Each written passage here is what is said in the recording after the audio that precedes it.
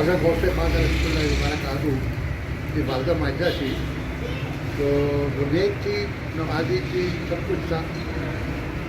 تو کہتے ہیں کہ 6 سپارے حضرت غوث پاک کو ماں کے پیٹ میں ہی ہو گئے. سبحان اللہ. ان کی تو مثالیں بہت ساری ہیں. بہرحال جو اس بات کی مدعو ہے میں بات وہ کروں گا. جب بچہ ہوا پھر رمضان آ گیا تو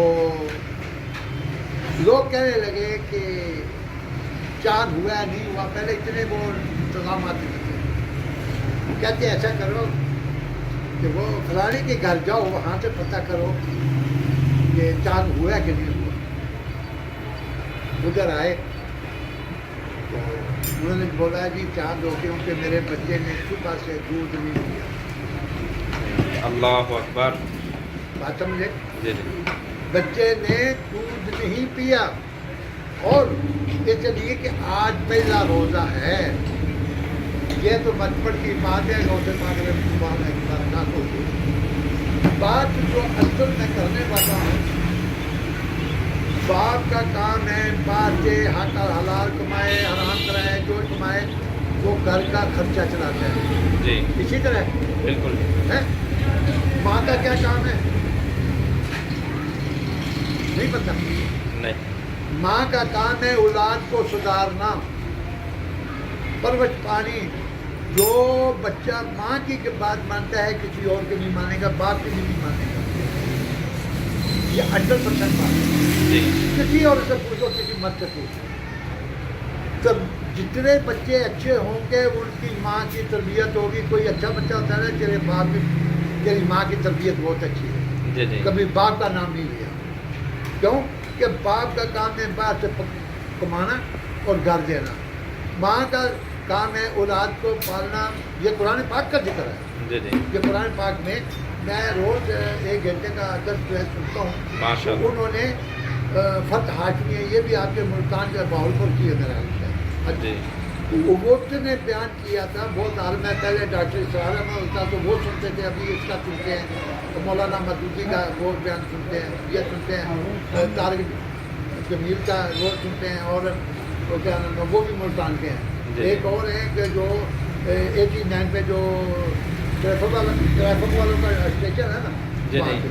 جی جی. اس نے بتایا ہے کہ جس کی ماں درست ہے جی جی. اس کی اولاد درست ہے. اللہ اکبر. باپ پہ کوئی بھی نہیں گیا. باپ جو ہوگا وہ کام چھوڑے گا جو بچوں کو پالے گا، پڑھائے گا، لکھائے گا، اس کا خیال رکھے گا. اور کوئی بھی جن کی مائیں مر جاتی ہیں ان کی اولاد دیکھو کوئی اچھی نہیں ہوگی. ماں زندہ ہے، باپ مر گیا ہے، کہ جو اس کی ماں اچھی ہے تو اس کی اولاد بہت اچھی ہوگی. سبحان اللہ. تو جو اولاد کا پالنا ہے، درست کرنا ہے، جو اولاد صحیح ہوگی یا خراب ہوگی وہ ماں کے کردار سے ہوگی. اللہ اکبر. یہ منفرد بات ہے. قرآن پاک کی بھی ہے اور ویسے بھی مثالیں بھی ہیں. صحیح ہے. مطلب مرد کو تو ٹائم ہی نہیں ملتا گھر میں. بات تو یہی وہ ہے تو نا. کوئی حلال بیچارہ کمائے، سعودیہ بیٹھا ہوا ہے، کوئی حرام بڑے کمائے، شہروں میں بیٹھا ہوا ہے. حرام کمائے، حلال کرائے، چوری کرے، چکاری کرے، ڈاکے مارے، جو کچھ کرے، جی جی. اس نے گھر کا خرچہ چلانا ہے. اس کا عمل جو ہے اس کا، کیونکہ یہ جو ٹکا نامہ ہے نا یہ سرٹیفکیٹ ہے. یہ اس کا اقرار نامہ ہے کہ یہ میں اس عورت کا پورا اخراجات میں ذمہ دار ہوں. کا ذمہ دار ہوں. ٹھیک ہے نا. تو یہ ہے کہ عورتیں جہنم میں زیادہ کیوں ہوں گی 14ویں صدی کی؟